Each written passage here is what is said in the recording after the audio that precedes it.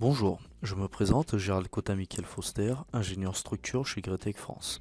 Au cours de cette présentation, nous allons faire un focus sur la fonction lien au nœud apparue sur la version 2022 d'Advanced Design.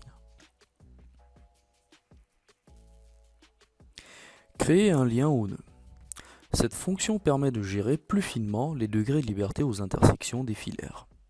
Nous la retrouvons dans le groupe de fonctions lien du ruban objet ou dans le groupe de fonctions objet dans le ruban analyse.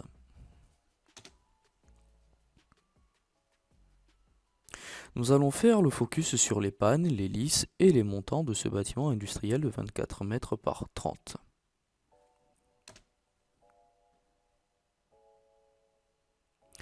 Pour obtenir une panne continue, nous allons la modéliser de deux manières différentes.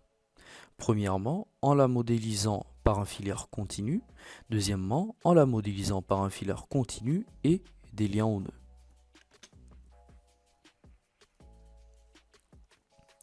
Nous avons ainsi créé des liens au nœud à chaque appui intermédiaire d'une des pannes en relâchant les degrés de liberté RY, RZ de telle sorte à obtenir des appuis intermédiaires articulés.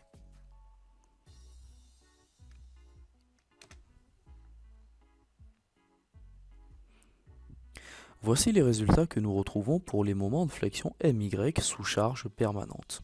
À première vue, ces derniers semblent corrects. Nous avons bien la continuité des moments sur appui intermédiaire.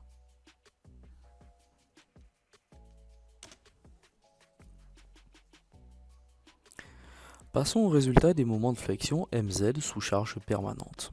Dans ce cas de figure, nous remarquons une discontinuité du moment sur la panne modélisée sans lien au nœud. Cela est dû au fait qu'il y ait transmission du moment dans l'arbre à l'étrier étant donné leur encastrement à l'intersection. Et au contraire, sur la panne avec les liens au nœud, nous avons bien une continuité des moments sur la panne grâce aux relaxations paramétrées aux intersections via les liens au nœud.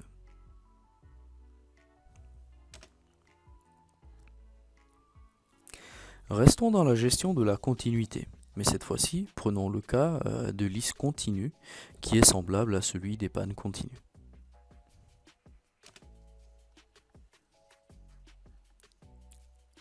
Nous allons procéder de la même manière, modéliser une lisse continue sans lien en nœud et une autre avec des liens en nœud en veillant à relâcher les rotations.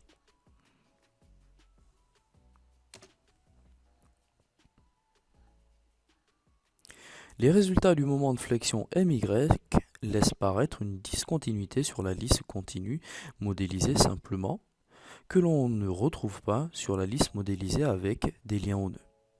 Nous avons bien, dans ce dernier cas, une continuité des moments.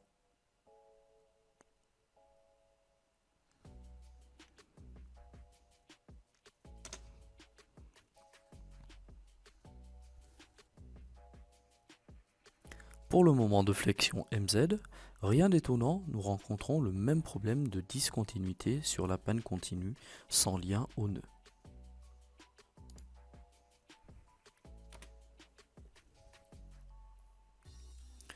Passons maintenant à un autre cas de figure, celui de la gestion de l'intersection montant arbre à l'étrier acrotère.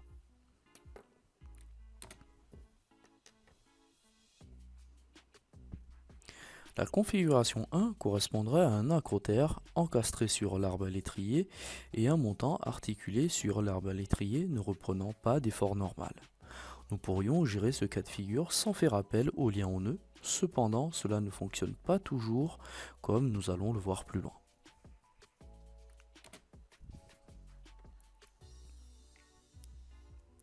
Sans lien au nœud, nous pourrons simplement laisser l'acrotère encastré et libérer les relaxations RY, RZ et TX à l'extrémité du montant.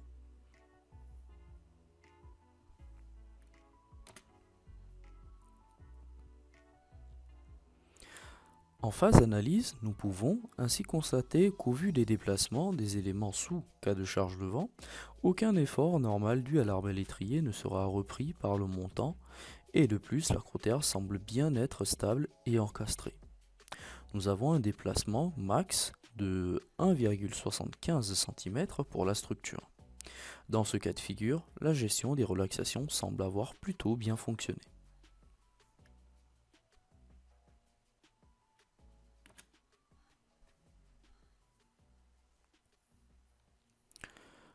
Sur un autre projet, nous avons effectué le même paramétrage, laissé l'acrotère encastré et libéré les RY, RZ et TX du montant.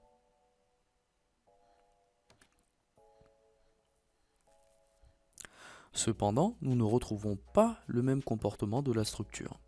Ici, l'on peut s'apercevoir, suivant les déplacements, que l'acrotère se comporte comme s'il était articulé en pied et entraîne ainsi un déplacement de l'ordre de 13,47 cm, ce qui est incorrect.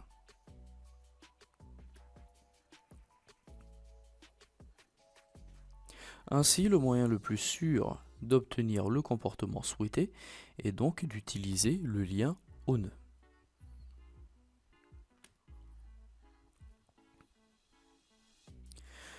Laissons donc tous les éléments encastrés et repérons les filaires en affichant leurs identifiants.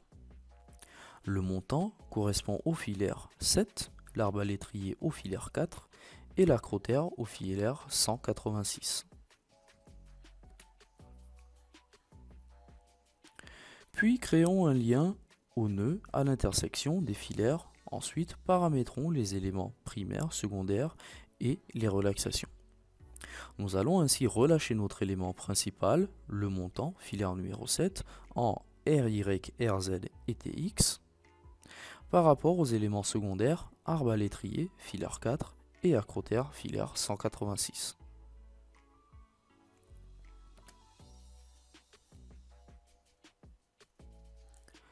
Après calcul, nous retrouvons exactement les mêmes résultats que précédemment, avec un déplacement max toujours de 1,75 cm.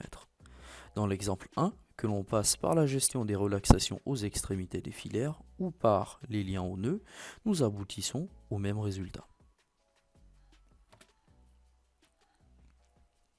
Cependant, dans l'exemple 2, nous n'obtenons pas les mêmes résultats suivant la gestion des relaxations. Ici, en passant par les liens au nœud, nous obtenons de meilleurs résultats.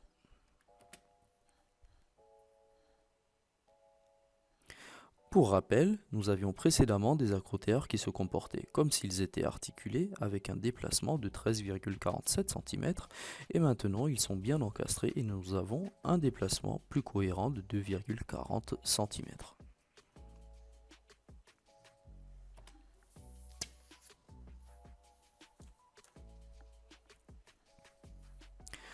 À présent, nous allons essayer de gérer différemment les relaxations à l'intersection des éléments.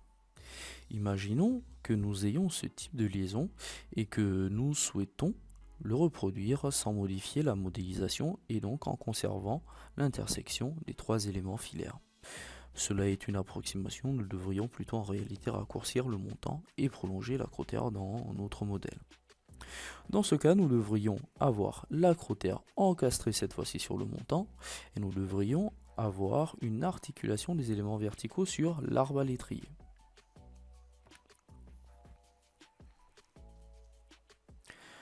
Comme précédemment, il suffit de laisser les éléments encastrés et de les repérer.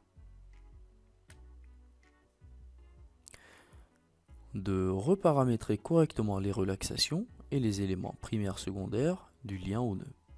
Ici, l'élément primaire, le montant, filaire 185, sera relâché en RY, RZ et TX sur l'élément secondaire, l'arbre à l'étrier, filaire 63 uniquement.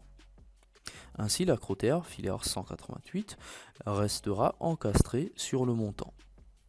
De plus, nous aurions très bien pu faire l'inverse en considérant l'acrotère comme élément primaire, l'arbre à l'étrier comme élément secondaire et laisser le montant encastré sur l'acrotère. Nous aurions retrouvé le même résultat.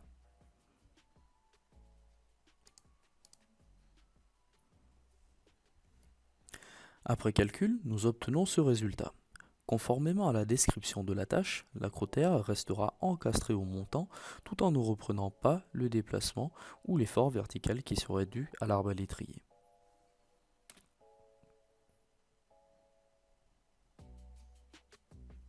Nous sommes arrivés au terme de cette présentation au cours de laquelle nous avons traité quelques exemples d'utilisation du lien au nœud.